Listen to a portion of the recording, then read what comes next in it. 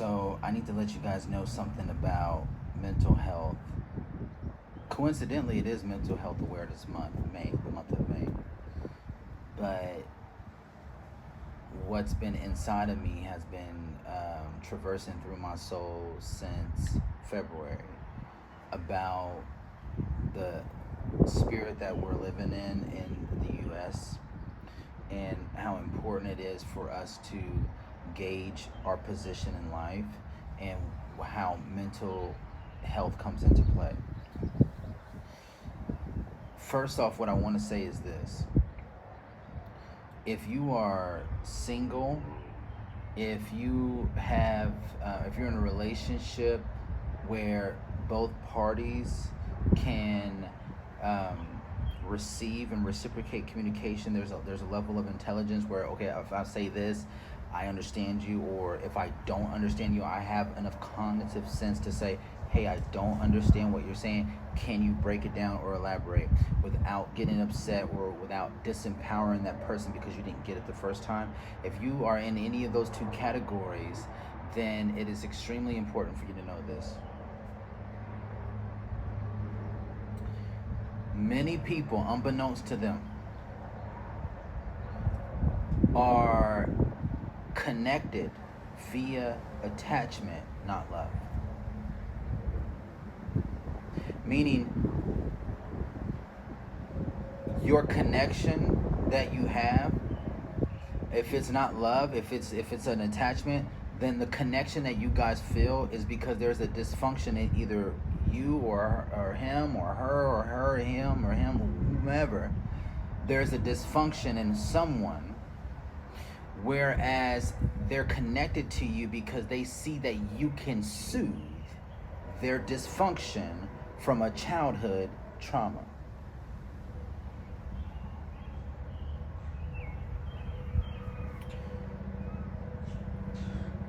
The scary thing about that is, if you have a secure attachment style, if you've gotten your stuff together, but you live with that person that loves you, that cares about you, loves you, but they don't know how to deal with the lack of their need or their void without feeling entitled that you should give it to them, and being triggered to attack you or be aggressive when they don't get it from you, eventually that's going to pull you down from that secure place, and it's not your fault. But if you're hearing this and you're on the side of the dysfunction, for example, if you have a dysfunction and you get in a relationship and it's just toxic the whole way through, and you don't know who's the one that's really the root cause of it, because there's a root. Just because a person makes mistakes off of things that they've never experienced before, vice versa, doesn't mean that they're the root reason for the situation. Meaning this, they may not be like that in a different relationship. So, who's the root cause? The root cause, and a good way to understand the root cause is this: when you're dealing with childhood trauma and it travels into your adulthood because you didn't resolve it, then what happens is it becomes biological. Meaning, let's say that the trauma occurred when you were 4 or 5 or 6 or 7 or 8. Your cognitive thinking, whenever you're triggered and you need those needs met that's coming from that trauma, you're going to think on that level.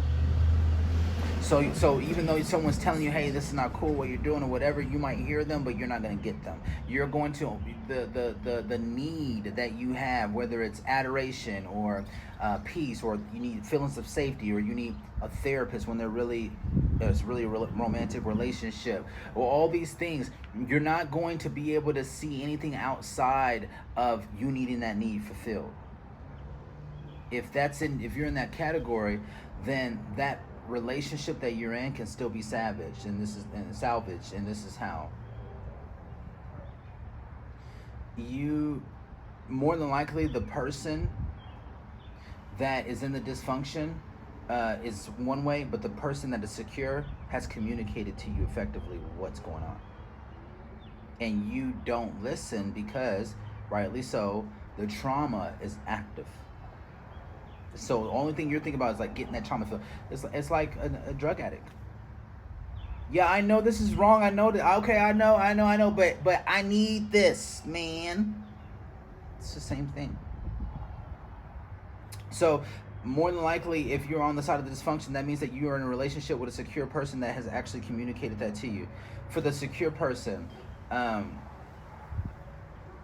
we're living in a time and age where narcissism is growing on a rise, and I believe narcissism a lot of times occurs not because someone wants to just be an idiot or over self-righteous or whatever. It's because sometimes it's because of a trauma that they don't deal with, and that's the result is self-centeredness and manipulation and deception so that they can guard that insecurity.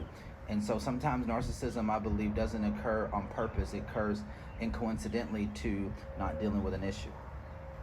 So you have to be patient, but here's the thing. If you're communicating this to this person and they are not willing to at least say, you're right, okay, I need to work on this, then you need to disengage.